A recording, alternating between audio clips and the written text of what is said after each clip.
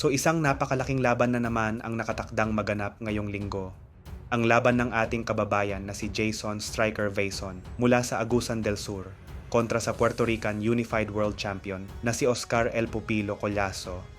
Magaganap ang laban nila sa Fantasy Springs Resort Casino, Indio, California, USA on Sunday, September 21, 2025. Kaya't markahan na ang inyong kalendaryo. Ipapalabas ito ng live sa The Zone, hatid ng Golden Boy Promotions. Hindi lang ito basta title fight, kundi isang malaking pagkakataon para sa Pinoy dahil nakataya dito ang mga prestihiyosong titulo na WBA at WBO minimum weight belts. Kasama pa ang Ring Magazine Championship na hawak ni Collazo. Unahin nating kilalanin ang kampiyon. Si Oscar Collazo mula sa bansang Puerto Rico ay may malinis na record na 12 panalo at wala pang talo. Siyam sa mga ito ay tinapos niya sa pamamagitan ng knockout. Kilala siya bilang isa sa pinakamabilis na umangat sa World Championship scene. Nakuha niya ang kanyang unang titulo, ang WBO minimum weight belt, nang talunin niya ang ating kababayan na si Melvin Jerusalem via 8-round stoppage sa Fantasy Springs Casino on May 27, 2023.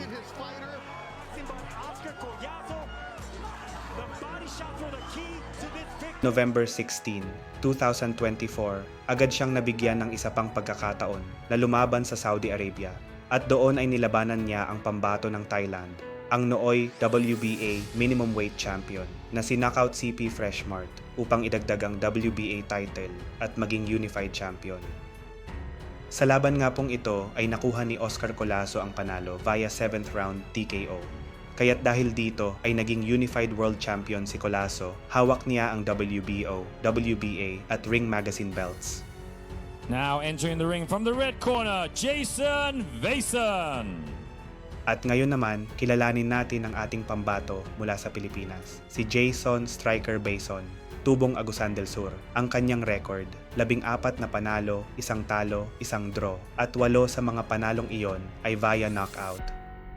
February 4, 2023, nalasap ni Jason Vason ang kanyang unang talo via unanimous decision sa kamay ng nooy Japanese champion na si Seigo Yuri Akoy.